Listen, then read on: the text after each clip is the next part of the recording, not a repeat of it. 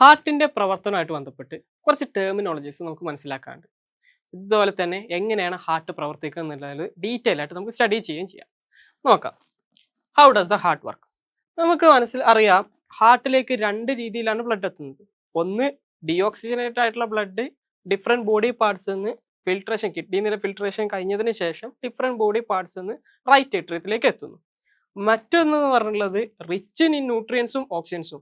Oxygenated ആയിട്ടുള്ള blood ലങ്സിൽ നിന്ന് left ഏട്രിയത്തിലേക്ക് എത്തുന്നു. ഇത്തരത്തിൽ രണ്ട് രീതിയിലാണ് ബ്ലഡ് ഹാർട്ടിലേക്ക് എത്തുന്നത്. ഒന്നിന് നമ്മൾ സിസ്റ്റമിക് സർക്കുലേഷൻ എന്നുള്ളതും രണ്ടാമത്തേന് നമ്മൾ പൾമണറി സർക്കുലേഷൻ എന്നുള്ളതും പറയും.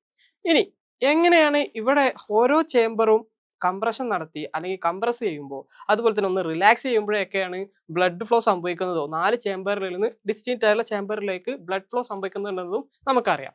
അപ്പോൾ ഓരോന്നും എങ്ങനെ സംഭവിക്കുന്നു അല്ലെങ്കിൽ എന്താണ് അതിന്റെ ടെർമിനോളജീസ് എന്നുള്ളത് നമുക്ക് നോക്കാം. ഇപ്പോൾ ഏട്രിയൽ സിസ്റ്റോൾ എന്ന് പറഞ്ഞാൽ ഇപ്പോൾ റൈറ്റ് ഏട്രിയത്തിലെത്തിയത് അല്ലെങ്കിൽ ലെഫ്റ്റ് ഏട്രിയത്തിലെത്തിയ ഇത്തരത്തിൽ 2 ഓറിക്കിളാണ് നമ്മളൊക്കെ ഉള്ളത്. 2 ഓറിക്കിളാണ് ഒരു ഹാർട്ടിനുള്ളത്. അപ്പോൾ ഈ 2 ഓറിക്കിളിൽ നിന്നും ബ്ലഡ് പ്രഷർ ചെയ്യുന്ന കംപ്രസ് ചെയ്യുമ്പോൾ ആ ബ്ലഡ് റൈറ്റ് വെൻട്രിക്കിളിലേക്കോ അല്ലെങ്കിൽ ലെഫ്റ്റ് വെൻട്രിക്കിളിലോ, അതായത് 2 വെൻട്രിക്കിളിലേക്ക് കടക്കുന്ന ആ ഒരു പ്രഷർ, ആ കംപ്രഷനെ വിളിക്കുന്ന പേര് അല്ലെങ്കിൽ കോൺട്രാക്ഷനെ വിളിക്കുന്ന പേരാണ് ഏട്രിയൽ സിസ്റ്റോൾ എന്ന് പറയുന്നത്. So the contraction of atria is known as atrial systole. അപ്പോൾ റൈറ്റ് ഏട്രിയ ആണെന്നുണ്ടെങ്കിൽ റൈറ്റ് ഏട്രിയം കോൺട്രാക്ട് ചെയ്യുമ്പോൾ വാൽവ് വഴി റൈറ്റ് വെൻട്രിക്കിളിലേക്ക് എത്തുകയും, ലെഫ്റ്റ് ഏട്രിയാണ് കോൺട്രാക്ട് ചെയ്യുന്നുണ്ടെങ്കിൽ ബൈക്കസ്പിഡ് വാൽവ് വഴി ലെഫ്റ്റ് വെൻട്രിക്കിളിലേക്ക് എത്തുകയും ചെയ്യും. റൈറ്റ് ഏട്രിയത്തിനും റൈറ്റ് വെൻട്രിക്കിളിനും ഇടയിലുള്ള വാൽവാണ് ട്രൈക്കസ്പിഡ് വാൽവ്.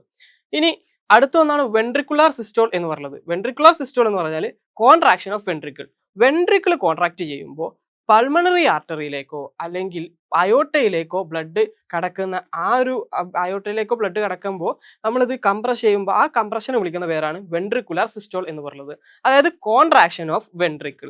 ഇപ്പോൾ റൈറ്റ് വെൻട്രിക്കിൾ ആണ് കോൺട്രാക്ട് ചെയ്യുന്നതെങ്കിൽ പൾമണറി ആർട്ടറിയിലേക്ക് കടക്കും, ലെഫ്റ്റ് വെൻട്രിക്കിൾ ആണ് കോൺട്രാക്ട് ചെയ്യുന്നുണ്ടെങ്കിൽ അയോട്ടയിലേക്ക് കടക്കും.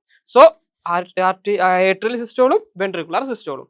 ഇനി അടുത്തത് മനസ്സിലാക്കാനുള്ളത്, ഇത് അല്ലാതെ ജോയിന്റ് ഡയാസ്റ്റോൾ എന്ന് പറഞ്ഞ ഒരു ടേം കൂടി ഉണ്ട്. ജോയിന്റ് ഡയാസ്റ്റോൾ എന്ന് പറഞ്ഞു കഴിഞ്ഞാൽ ഇപ്പോൾ ഹാർട്ട് 2 ഓറിക്കിളിൽ നിന്ന് കംപ്രഷൻ നടന്നതിന് ശേഷം വെൻട്രിക്കിളിലേക്ക് എത്തുന്നു. വെൻട്രിക്കിൾ കംപ്രഷൻ നടന്നതിന് ശേഷം എന്താണ് ആർട്ടറിയിലേക്കോ അല്ലെങ്കിൽ പൾമണറി ആർട്ടറിയിലേക്കോ അയോട്ടയിലേക്കോ ബ്ലഡ് ഫ്ലോ ചെയ്യണം. അപ്പോൾ എന്താണ്, ഇതൊരു റിലാക്സ്ഡ് സ്റ്റേറ്റിലേക്ക് വൺസ് ഇത് 4 ചേംബറും കംപ്രഷൻ നടന്നതിന് ശേഷം റിലാക്സ്ഡ് സ്റ്റേറ്റിലേക്ക് തിരിച്ചു വരുന്ന ആ ഒരു ഇതിനെ വിളിക്കുന്ന പേരാണ് ജോയിന്റ് ഡയാസ്റ്റോൾ എന്ന് പറയുന്നത്. After flow of blood from the chambers to blood vessels, അതായത് ബ്ലഡ് വെസൽസിലേക്ക് കടന്നതിന് ശേഷം the 4 chambers return to the normal state. 4 chamber എന്താണ് നോർമൽ സ്റ്റേറ്റിലേക്ക് തിരിച്ചു വരുന്നു. ഇതിനെ വിളിക്കുന്ന പേരാണ് ജോയിന്റ് ഡയാസ്റ്റോൾ എന്ന് പറയുന്നത്. ഇപ്പൊ ജോയിന്റ് ഡയാസ്റ്റോൾ കഴിഞ്ഞു കഴിഞ്ഞാൽ after the diastole the blood flow to right atrium and right ventricle respectively. അതിന് ഡയാസ്റ്റോൾ സംഭവിച്ചതിന് ശേഷമാണ് റൈറ്റ് ഏട്രിയത്തിലേക്ക് വീണ്ടും ബ്ലഡ് കിടക്കുന്നത്. അല്ലാതെ റൈറ്റ് വെൻട്രിക്കിൾ നിന്ന് ബ്ലഡ് പമ്പ് ചെയ്തപ്പോൾ തന്നെ വരുന്നില്ല. ആഫ്റ്റർ ദ ഡയാസ്റ്റോളിന് ശേഷമാണ് ബ്ലഡ് കിടക്കുന്നത്. ഈ സൈക്കിൾ പിന്നീട് റിപ്പീറ്റ് ചെയ്യുകയാണ് ചെയ്യുക.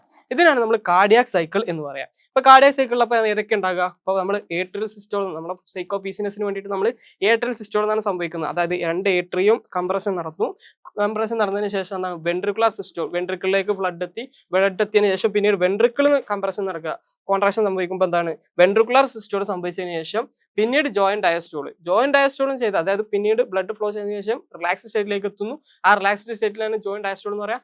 ഈ വീണ്ടും ഏട്രിയത്തിലേക്ക് ബ്ലഡ് കിടക്കുക, ഏട്രിയത്തിൽ നിന്ന് എന്താണ് ഏട്രിയൽ സിസ്റ്റോൾ സംഭവിക്കുക. ഇത്തരത്തിൽ ഇങ്ങനെ ഈ സൈക്കിള് റിപ്പീറ്റ് ചെയ്തുകൊണ്ടേയിരിക്കും. ഇതിനെ വിളിക്കുന്ന പേരാണ് കാർഡിയാക് സൈക്കിൾ എന്ന് പറയുന്നത്.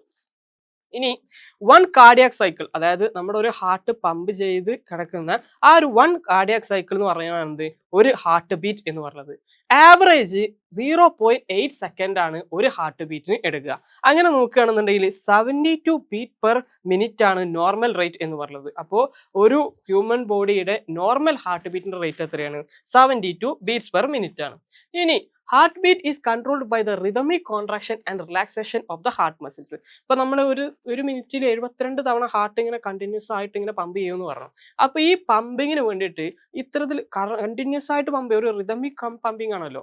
അപ്പൊ ഈ പമ്പിങ്ങിന് വേണ്ടിയിട്ട് സഹായിക്കുന്ന ഒരു കോമ്പണന്റ് ഉണ്ട്. അതുമായിട്ട് ബന്ധപ്പെട്ട് നമുക്ക് നോക്കാം. Electrical impulse is needed. ഇത്തരത്തിൽ ഹാർട്ട് പമ്പ് ചെയ്യാൻ വേണ്ടിയിട്ട് എന്താണ് ഇലക്ട്രിക്കൽ ഇമ്പൾസ് ആവശ്യമുണ്ട്. അത് തരുന്ന ഹാർട്ടിന്റെ പാർട്ടിനെ വിളിക്കുന്ന പേരാണ് SA നോഡ് എന്ന് പറയുന്ന പാർട്ട്. അതായത് ഹാർട്ടിന്റെ തൊട്ടടുത്ത് നിൽക്കുന്ന ഒരു പാർട്ടാണ് എസ് എ നോഡ്. ഈ എസ് എ നോഡാണ് പേസ് മേക്കർ എന്ന് പറയുന്നത്. നമ്മുടെ പേസ് മേക്കർ എന്ന് പറയുന്നത് ഹ്യൂമൻ ബോഡിയുടെ പേസ് മേക്കർ എന്ന് പറയുന്നതാണ് എസ് എ നോഡാണ്. കണ്ടോ, on the wall of the right atrium, right ഏട്രിയത്തിന്റെ വാളിലാണ് എന്തുള്ളത്, എസ് എ നോഡ് ഉള്ളത്. അതായത് റൈറ്റ് ഏട്രിയം പമ്പ് സ്റ്റാർട്ട് ചെയ്യുന്ന അവിടെ ഒരു നമ്മൾ പറഞ്ഞു ഏട്രിയൽ സിസ്റ്റോൾ എന്നാണ് സ്റ്റാർട്ട് ചെയ്യുന്നത് പറഞ്ഞു. അപ്പൊ ഏട്രിയൽ സിസ്റ്റോളിൽ നിന്ന് ആ ഇമ്പൾസ് കൊടുക്കണം, ആ ഇലക്ട്രിക്കൽ ഷോക്ക് കൊടുക്കാൻ വേണ്ടിയിട്ടുള്ളതാണ് എസ് എ നോഡ് എന്ന് പറയുന്നത്. ഇനി ആർട്ടിഫിഷ്യൽ ഇപ്പൊ എസ് എ നോഡ് ഫേക്ക് അല്ലെങ്കിൽ എസ് എ നോഡ് പ്രവർത്തിക്കാത്ത ഒരുപാട് പേഷ്യൻസ് ഉണ്ടാവും. അപ്പൊ അവരിൽ എന്താണ് നമ്മൾ ആർട്ടിഫിഷ്യൽ ആയിട്ട്, അതായത് അവരുടെ ബ്ലഡ് ഹാർട്ട് കറക്റ്റ് പമ്പ് ചെയ്യാതിരിക്കുക, അപ്പോൾ അതെന്താണ് അവർക്ക് കാർഡിയാക് ഡിസോർഡേഴ്സ് വരും.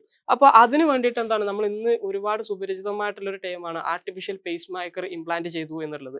അപ്പൊ എസ് എ നോഡിൽ എന്തെങ്കിലും തകരാറുകൾ സംഭവിച്ചു കഴിഞ്ഞാലാണ് നമ്മൾ എന്ത് വെക്കുക, ആർട്ടിഫിഷ്യൽ ആയിട്ട് ഇന്നത്തെ കാലത്ത് പേസ് മേക്കർ വെക്കുക. ഇത് ഇന്നത്തെ കാലത്തുള്ള സയന്റിഫിക് ആയിട്ടുള്ള വലിയൊരു അഡ്വാൻസ്മെന്റ് ആണ്. ഇനി അടുത്തൊരു ടൈം നമുക്ക് പഠിക്കാനുള്ളതാണ് ഇലക്ട്രോ കാർഡിയോഗ്രാം എന്ന് പറയുന്നത്. ഇപ്പൊ നമ്മൾ ഹാർട്ടുമായിട്ട് ബന്ധപ്പെട്ട് എന്തെങ്കിലും ചികിത്സക്കൊക്കെ ആരെങ്കിലും നമ്മൾ പോവാണെന്നുണ്ടെങ്കിൽ നമുക്ക് ഡോക്ടർ എന്താ പ്രിസ്ക്രൈബ് ചെയ്യുക, ഒരു ആദ്യം തന്നെ ഡോക്ടർ പ്രിസ്ക്രിപ്ഷൻ അല്ല, ഡോക്ടർ ആദ്യം തന്നെ പറയും ഒരു ഡയഗ്നോസിസ് ചെയ്യുന്നതിന് മുമ്പ് തന്നെ ഒരു ടെസ്റ്റ് നടത്താം. നമുക്ക് ആ ടെസ്റ്റ് നടത്തി നമ്മൾ റിസൾട്ട് കൊണ്ടുപോകും. ഇതുപോലത്തെ ഒരു റിസൾട്ട് ആയിരിക്കും നമ്മൾ കൊണ്ടുപോകുക. ECG എന്നൊക്കെ നമ്മളിതിന് പറയും. ഈ ഒരു ഗ്രാഫിക്കൽ റെപ്രസെന്റേഷൻ നമ്മൾ വിളിക്കുന്ന പേരാണ് ഇലക്ട്രോ കാർഡിയോഗ്രാം അഥവാ ECG. ഇത് എടുക്കുന്ന ഇൻസ്ട്രുമെന്റിന് വിളിക്കുന്ന പേരാണ് ഇലക്ട്രോ കാർഡിയോഗ്രാഫ് എന്ന് പറയുന്ന ഇൻസ്ട്രുമെന്റ്. ഇനി എന്താണ് ഇത് എന്നുള്ളത് നമുക്ക് നോക്കാം. The graphical representation of the electrical waves felt in the walls of the heart when the heart beats. അതായത് ഹാർട്ട് ബീറ്റ് ചെയ്യുമ്പോൾ ആ ഹാർട്ടിന്റെ ബീറ്റിന്റെ ഹാർട്ട് വാളിൽ ഉണ്ടല്ലോ, ഈ ഹാർട്ട് വാളിൽ എന്താണ് ഒരു ഇലക്ട്രിക്കൽ വേവ്സ് ഫോം ചെയ്യുന്നുണ്ട്. അതിന്റെ ഗ്രാഫിക്കൽ റെപ്രസെന്റേഷൻ ആണ് എന്തെന്ന് പറയുന്നത് ഈ ഇലക്ട്രോ കാർഡിയോഗ്രാം എന്ന് പറയുന്നത്. അപ്പൊ ഇലക്ട്രോ കാർഡിയോഗ്രാം ചെയ്യാൻ വേണ്ടിയിട്ട് ഉപയോഗിക്കുന്ന ഇൻസ്ട്രുമെന്റ് ആണ് എന്ത്, ഇലക്ട്രോ കാർഡിയോഗ്രാഫും. ഈ കാണുന്ന ഈ ഗ്രാഫിക്കൽ റെപ്രസെന്റേഷൻ ആണ് ഇലക്ട്രോ കാർഡിയോഗ്രാം.